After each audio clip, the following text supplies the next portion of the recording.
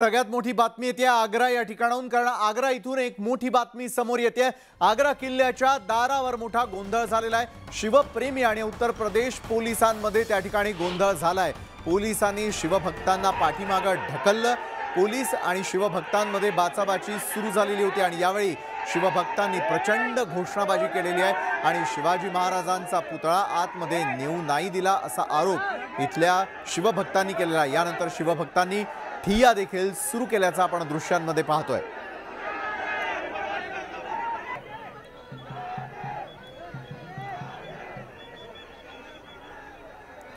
सिद्धार्थ गोदाम आमचे प्रतिनिधी या संदर्भात अधिक माहिती देत आहेत। सिद्धार्थ, पोलीस आणि शिवभक्त जे आहेत ते एकमेकांना भिडल्याचं आपल्याला आग्र्यात पाहायला मिळतंय। खरं तर पहिल्यांदाच त्या ठिकाणी अशा प्रकारे शिवजयंती साजरी करण्यासंदर्भातला मोठा निर्णय घेण्यात आलेला होता, मात्र सुरुवातीलाच लागलेलं गालबोट काय सांगाल?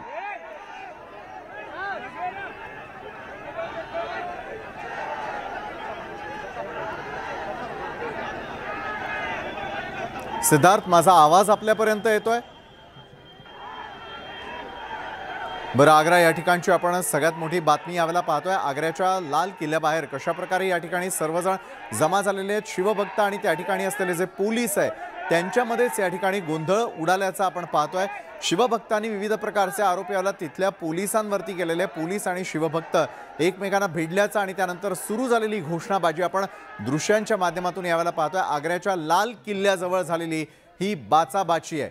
पोलीस आणि शिवभक्त एकमेकांना भिडलेले आहेत आणि त्या ठिकाणी असलेली शिवाजी महाराजांची मूर्ती आपल्याला घेऊन जाऊ दिली नसल्याचा आरोप शिवभक्तांनी केल्याचं दिसतंय आणि आग्र्याच्या लाल किल्ला या ठिकाणी जोरदार त्या ठिकाणी गोंधळ सुरू असल्याचं पाहायला मिळतंय।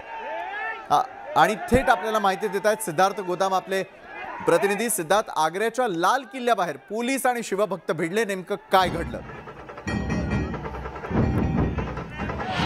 निश्चितपणे बराच काळ या ठिकाणी गोंधळ निर्माण झाला होता, कारण अनेक शिवभक्तांना आतमध्ये दिलं जात नव्हतं।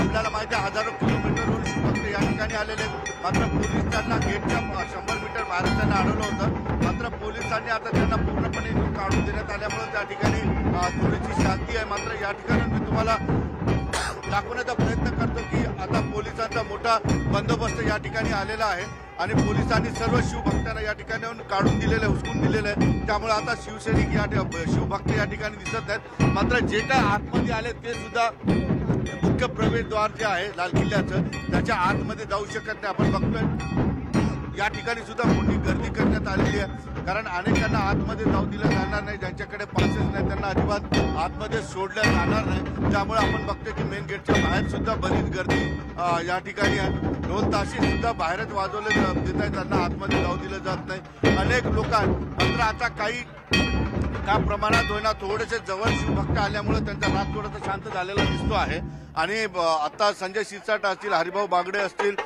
किंवा इतर नेते या ठिकाणी आलेले आहेत, त्यांना सुद्धा आम्ही सांगितलं की अनेक शिवभक्तांना जाऊ दिलं देत नाही, तर ते आर्किओलॉजी विभागाची पुरातत्व विभागाची बोलून काय त्याच्या मागे निघतो काय यासाठी प्रयत्न करत आहेत। मात्र आतमध्ये आर्किओलॉजी या शिवभक्तांना जाऊ देणं अजिबात देणार नाही। अनेक नियमांचे या ठिकाणी दाखले घेऊन अनेक गोष्टी छत्रपती शिवाजी महाराजांचा पुतळा सुद्धा त्यांनी आतमध्ये नेऊ दिला नाही असा शिवभक्तांनी आरोप केला आणि त्यांना सुद्धा बाहेर काढण्यात आलं पुतळ्यासोबत।